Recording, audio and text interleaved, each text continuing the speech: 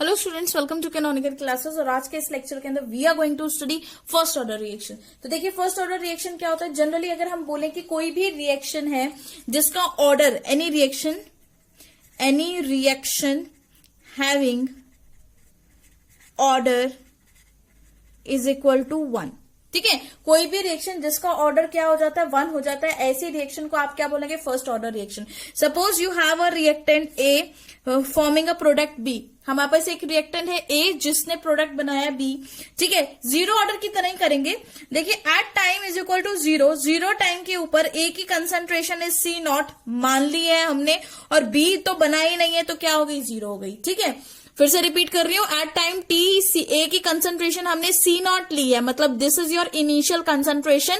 और क्योंकि उस टाइम पर 0 टाइम पर प्रोडक्ट कुछ भी नहीं बना, क्योंकि रिएक्शन अभी हुई नहीं है, तो इसलिए बी क्या मान लिया है आपने, 0 मान लिया, ओके। तो वहीं पे अगर हम बात करें एट टाइम टी, ठीक है, अगर टाइम टी ले लेते हैं तो सी बन जाता है ये, मतलब कंसंट्रेशन एट टाइम टी। और ये चेंज होके क्या हो जाएगा आपका बीटी, मतलब सपोज मान लो एक्स है, ठीक है, बीटी ले लो चाहे एक्स ले लो, कुछ भी ले सकते हैं। तो अगर मुझे सीटी फाइंड आउट करना हो तो सीटी क्या होगा, जो इनिशियल कंसंट्रेशन थी उसमें जितना प्रोडक्ट बना है उसको माइनस करो तो ये आपके पास सीटी आ जाएगा, ठीक है। दिस इज जनरल सीटी, मतलब जो आपके पास कंसंट्रेशन एट टाइम टी है उसमें क्या किया, इनिशियल में से जो भी प्रोडक्ट बना था उसको आपने क्या कर दिया, माइनस कर दिया, यही होगा, राइट। तो चलिए अब जरा इस रिएक्शन के लिए डिफरेंशियल रेट लिख देते हैं। What is differential rate?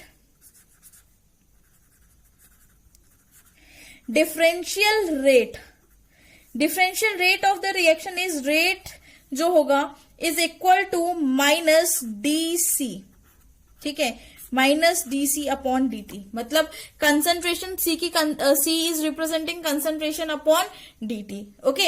अगर हम रेट लॉ लिखें, सिंपल एक रेट लॉ लिखें, मतलब इसको इक्वेशन 1 ले लेते हैं, और अगर हम रेट लॉ के अकॉर्डिंग लिखें, रेट लॉ, सिंपल जो रेट लॉ होता है, order of the reaction according to order of the reaction, rate law जो होता है that is rate is equal to K C पे पावर 1, क्योंकि यहां पर क्या था, N होता है, तो N की पावर यहाँ पे क्या है, N is order of the reaction, और N की पावर क्या है यहाँ पर 1, ठीक है।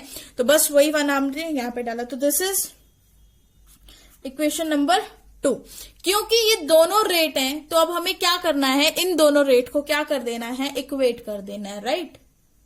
अब इक्वेट किया हमने equation 1 and 2, equation 1 and 2 equate करके क्या मिला हमें, DC upon DT is equal to K, आपके पास सिंपली आपके पास क्या था वहां पर, KC, ठीक है, हमने वही तो फाइंड आउट किया था वहां से, ठीक है, सिंपली K आ गया आपके पास, ठीक है, और C की कंसंट्रेशन 1 थी तो हम यहाँ पे KC लगा देते हैं, ओके। तो अब देखिए, अब क्या करना है हमें, हम क्या करेंगे, ये देखो ये DC है, इस C को इसके नीचे ले जाते हैं, इसको यहाँ पे ले जाते हैं, तो ये क्या हो जाएगा, minus DC upon C is equal to K dot DT। ये होगा कि नहीं, बिल्कुल हो सकता है, ऐसा पॉसिबल, ठीक है। तो अब उसके बाद अब हम क्या करें, ये हमने चेंज कर लिया। नाउ टू इसको डिफरेंशिएशन को खत्म करने के लिए, ठीक है, हमें to cancel differentiation what will we do now, we will use integration. अब हम क्या करेंगे, इस इक्वेशन को इंटीग्रेट करेंगे, राइट। तो हम लिखते हैं यहाँ पे इंटीग्रेट द इक्वेशन, इस इक्वेशन को इंटीग्रेट करेंगे। तो जब इस इक्वेशन को इंटीग्रेट करेंगे तो integration minus DC upon C is equal to integration K dot DT, यही होगा, राइट, ठीक है। तो माइनस का साइन बाहर निकालो, DC upon C is equal to, ये क्या आ जाएगा आपके पास, सिंपली K डॉट DT आ जाएगा, आएगा कि नहीं आ जाएगा, बिल्कुल आ जाएगा। ये नेगेटिव का साइन इधर ले जाते हैं, ठीक है, नेगेटिव का साइन आप उधर लगा दो, कोई दिक्कत नहीं है। और यहां पर हम लगा देते हैं लिमिट्स। तो देखिए लिमिट्स क्या होगी, DC अपॉन C की क्या लिमिट होगी, DC अपॉन C की लिमिट होगी, C 0 कंसंट्रेशन से कहां पर मूव किया, C अपनी 0 कंसंट्रेशन से मूव किया था क्या, T तक, मतलब concentration, initial concentration to final concentration, right, is equal to minus, फिर इंटीग्रेशन है ना, 0 टाइम से लेकर T टाइम तक K डॉट DT, ये आपने कर दिया, ठीक है, ये आपने लगा दिया यहाँ पे। अब आपको क्या करना है, अब जिन बच्चों को नहीं आगे मैथ्स के बारे में पता, मैं एक फॉर्मूला बताती हूँ, आप उसको याद रखें। देखिए, integration of dx upon x, आपको ये फॉर्मूला गिवन, आपको ये एक फॉर्मूला होता है मैथ्स के अंदर कि integration of dx upon x is equal to ln x के इक्वल होता है। ठीक है, तो बस यही वाला फॉर्मूला अब आपने यहां पे पुट करना है। अगर ये इंटीग्रेशन ऑफ dc अपॉन सी किसके इक्वल होगा, ln अपॉन सी के इक्वल होगा कि नहीं, बिल्कुल होगा। ठीक है, तो हम यहां पे लिखेंगे ln c।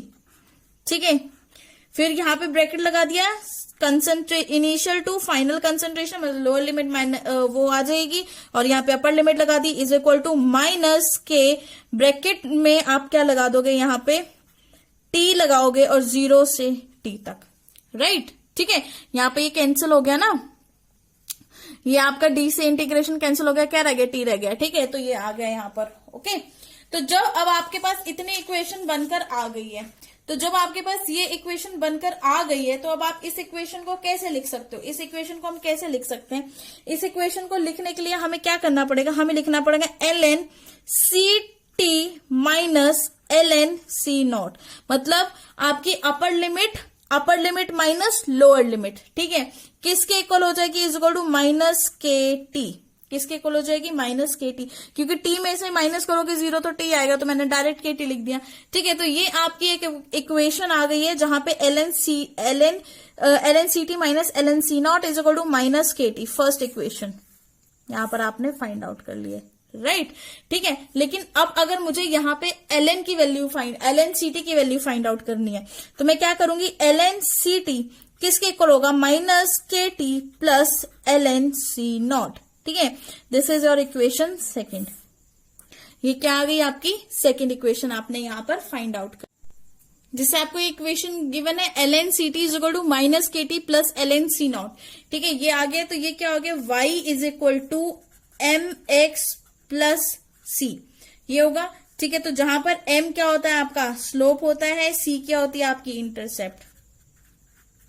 ठीक है, और ये क्या है, मतलब ln ct को y एक्सिस पे लेना है, टाइम को x एक्सिस पे लेना है। तो चलिए ग्राफ ड्रॉ कर लेते हैं इस तरह से, ये आपका ग्राफ आ गया, ये y एक्सिस, ये x axis, ln ct y axis पे हो गया, टाइम आपका x एक्सिस पे हो गया, ये टाइम इज इक्वल टू 0, इस पॉइंट पे टाइम क्या है, 0, राइट।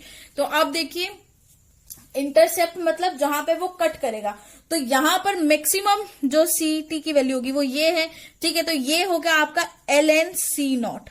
ठीक है, ये वो पोजीशन है जहां पे ct की वैल्यू मैक्सिमम है, और वो कितनी हो जाएगी, ln c नॉट, राइट। तो टाइम के साथ क्या है, कंसंट्रेशन डिक्रीज करेगी, टाइम के साथ अगर कंसंट्रेशन डिक्रीज करेगी तो वो यहां जाके मीट करेगी। ओके, तो ये जो पॉइंट निकल के आएगा, ये वाला जो पॉइंट होगा, ठीक है, तो इस पॉइंट की वैल्यू अगर हमें फाइंड आउट करने की, तो इस पॉइंट के ऊपर आपके पास जो ln ct की वैल्यू है वो क्या रहेगी, 0। बस इस इक्वेशन में ln c2 की वैल्यू फाइंड आउट करिए, डालिए और t की वैल्यू वहां से निकाल लिए। ठीक है, जैसे कि हमने जीरो ऑर्डर रिएक्शन में फाइंड आउट किए थे। सेकेंड ग्राफ ड्रॉ करते हैं। अब हम सेकेंड ग्राफ ड्रॉ करेंगे किसके लिए, log बेस 10 वाली इक्वेशन के लिए। ठीक है, तो log base 10 ct x axis पे आएगा, टाइम इज इक्वल टू 0 यहाँ पे आएगा, t तो y एक्सिस पे आएगा ही आएगा। अब उसके लिए भी ग्राफ जो होगा, मैक्सिमम जो वैल्यू आएगी कंसंट्रेशन की वो क्या आएगी, log बेस 10 c नॉट, और वो यहाँ पे आएगी। तो इसका ग्राफ भी इस तरह से ही आएगा। ठीक है, मतलब नीचे को आएगा, नेगेटिव स्लोप देगा वो भी।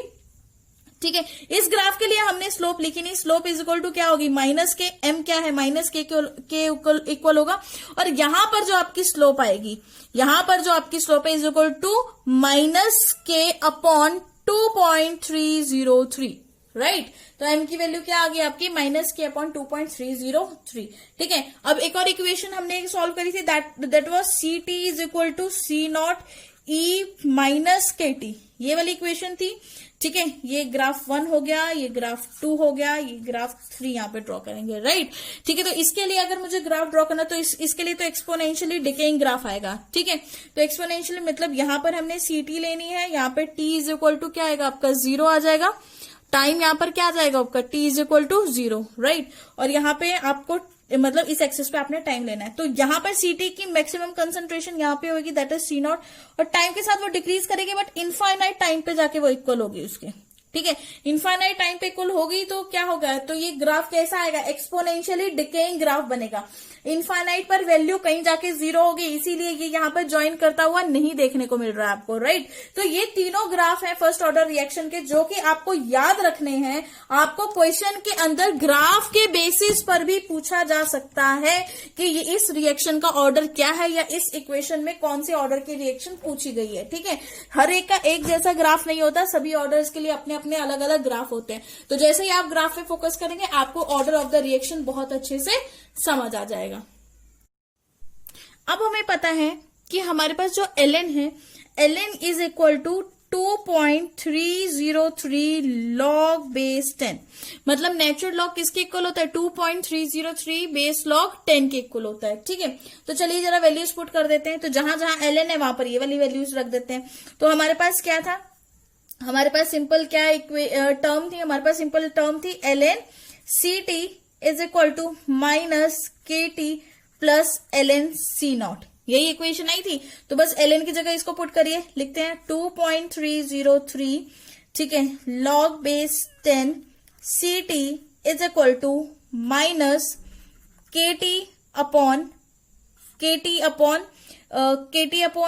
सॉरी नॉट kt अपॉन, पहले प्लस इसी को लिख देते हैं, 2.303, ये कितना आ गया आपके पास, log 10 c0, ठीक है, ओके, ये आपके पास आ गया।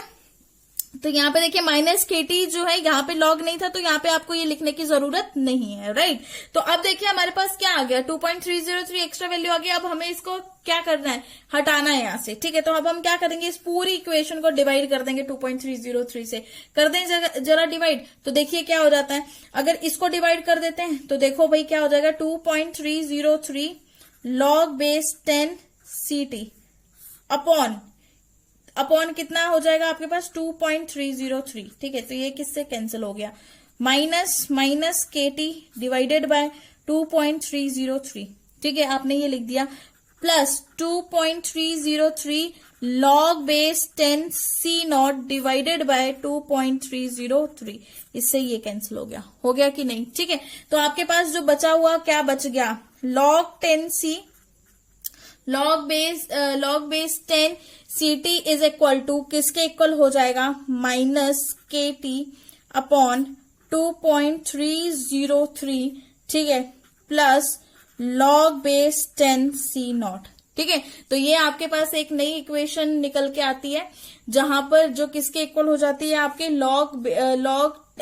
log base 10 ct is equal to minus kt upon 2.303 log base 10 c0।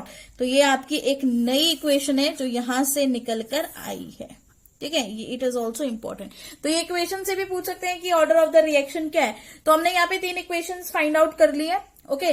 तो अब इन इक्वेशंस की 1 बाय 1 ग्राफिकल रिप्रेजेंटेशन कर लेते हैं, ओके। तो ग्राफिकल रिप्रेजेंटेशन जरा देख लेते हैं।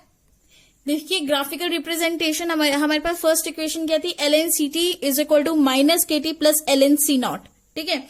ये आपकी फर्स्ट इक्वेशन है, इसके लिए ग्राफ ड्रॉ करेंगे। सेकंड आपके पास इक्वेशन क्या आ गई थी, सेकंड इक्वेशन आ गई थी log 10 ct was equal to minus k upon 2.303 t, है ना, plus log base 10 c0, okay. Third equation एक हमने फाइंड आउट करी थी। थर्ड इक्वेशन अगर हम फाइंड आउट करें, मतलब इसी से निकालते हैं थर्ड इक्वेशन।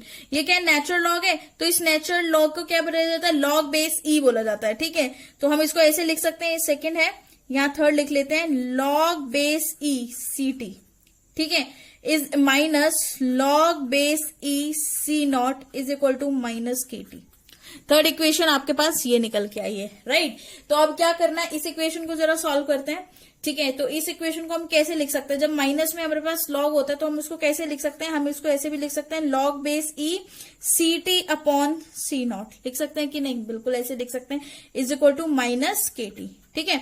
अब हमें क्या करना है, यहां से ये लॉग को हटाना है। जब लॉग को हटाना है तो हम एंटी लॉग कर सकते हैं, या फिर हम इसके एक्सपोनेंशियल वैल्यू बना सकते हैं, ठीक है। तो आपको एक फॉर्मूला और बता देती हूँ, सपोज a पे पावर लॉग x होता है तो उसकी वैल्यू क्या हो जाती है, x आ जाती है, ठीक है। a पे power log x base log a होगा, ठीक है, log base a x power x होगा तो उसकी वैल्यू क्या आ जाएगी, x आ जाएगी। तो आप इसको कैसे करोगे, अगर मैं इसको एक्सपोनेंशियल कर रही हूँ, इसका एक्सपोनेंट निकाल रही हूँ, तो e पे पावर क्या हो जाएगी, log e c t upon c nought, ये आ जाएगा, इज इक्वल टू इधर भी एक्सपोनेंशियल हो जाएगा उसका माइनस के टी। ठीक है, तो अब देखो log a log x था तो वैल्यू क्या आ गई x, अब e उसी तरह से e log c t upon c nought है तो वैल्यू क्या आ जाएगी c t upon c nought, ये आपकी वैल्यू आ जाएगी इज इक्वल टू e पे पावर माइनस के टी, क्योंकि यहाँ पे तो log है ही नहीं तो हम इसको सॉल्व नहीं कर सकते डायरेक्टली, राइट। ठीक है, log के केस में ही वो वैल्यू आती है, तो यहां पर आपकी वैल्यू ये आ गई। अब देखिए यहाँ पे हम सी टी अगर मुझे फाइंड आउट करना है तो मैं लिख सकती हूँ c t is equal to c naught e पे पावर माइनस के टी, तो ये क्या है, एक्सपोनेंशियली डिकेइंग ग्राफ आएगा इसका। ठीक है, मतलब एक्सपोनेंशियली डिकेइंग ग्राफ आएगा इसका यहाँ पर। ठीक है, क्योंकि ई पे पावर क्या है, माइनस के टी। तो 1 बाय 1 अब हम सारे ग्राफ भी ड्रॉ कर लेते हैं। ठीक है, तो देखते हैं कि क्या क्या ग्राफ्स हैं इसके।